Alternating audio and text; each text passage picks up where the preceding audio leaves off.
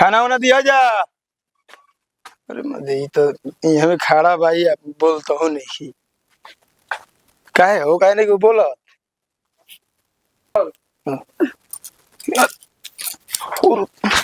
मैंने रहुआ के हम लोग नहीं की बैग तो तोरा बोलेला ना रे। बताओ अपन मेरा नु दूसरा के मेरा नु नहीं किसन चिन्हाए थे।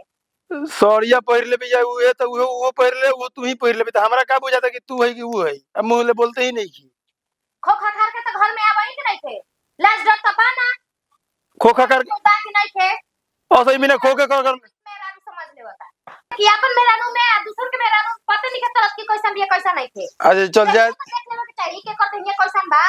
अब तो मन हम देह ना पर चलता है तोरा अपन हमरे बुझाते नहीं कम से कम बोले के चाहिए ना कि नहीं हम है चाहे कोई हम खाए मना मांगाते या खाए देते नहीं की तो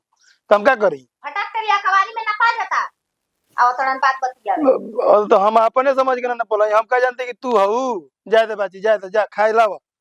खाना लावा खाना खाई जा। जहर खियाए वाला रहुआ काम कइले बानी समझ गनी ना तो हमें जैसे मेरा नु छोड़ देती है दूसरा छोड़बो ना कर मैं का पार में के एक बार राउंड हो चली।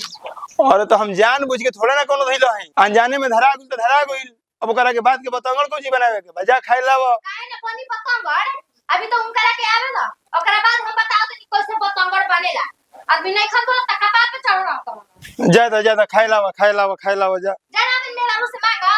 त नौकरानी लग में का के खाना दी। और तो हम का जानते कि तू ही ना सड़िया ना पहिरे के चाहिए कम से कम। सड़िया पहल में तो ताहर मन एकदम आंखिए फूट गई बा लंबाई चौड़ाई नहीं खेलो बात है हम का बहुत अब हम का बोली जा खाए लावा अब तो आंख में तो पछौनी भी आई बिया का बाबू हो सुनो तो अरे बहरिया निकलो ना ले जाता हूँ लजात तो बनी आज तो घर में आदमी ना लजाई हड़न एकदम भर अकबारिए चाप ले लहड़न का भइल बताइबू तबे ना का भइल ह का भइलटे अभी रो का तनी का भइलटे आई लहड़नु बड़कू आया के जगह बीचे अंगना धर अकबार धर ले लहवन धर लेलन बड़ भाई हन तो अरे हे तरी कर के पकड़ ले लहना रोया लगा तो सुनाते नहीं के ऐसे ही घर में रहम हइए ना त कहां से सुनाई हमर भाई वैसे हवन की धली हम तारा के उका चिन्हाई ना। अच्छा तो हम झूठ बोलतनी ना बताई ना तनी की झूठ अब झूठ सच है बाबू कल पूछाई तबे ना झूठ बाकी सच बा हम तब पूछ ली अब दूध के पानी बन जाए सब पूछिए ले तनी पूछिए ले तनी जाते बनी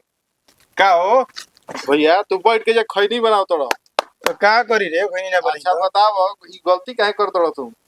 कौन गलती कौन गलती हां तो हमारा मेरा नु के तू कहे धरे लड़ा। अरे बाबू का करबे बहुत भूलैला में गलती हमारा से हो गेल ओइसन कर सके नी कह तोरा गलती हो गेल। अरे हम आपन मेहरानू के सोचले कि सड़िया उहे पहिरले रहे आ पीछे वाले ध के भसुर लगबो कह तोरा गलती है ना भइल ह और तब हम का करी अब तू ही बताओ ई सब मत कर भले अलगा हो जदी हमारा धर ले बके के मेहरानू के दूसरा के और तो जान बुझ के हम ना देले रे भाई तोरा हम काम बताई हम जवानी के क्रिया का जान बुझ के हम सुने हमरे मेहरानू है दिया कहत धर लाई कुछ कइलो बताबे खिसियल बिया उ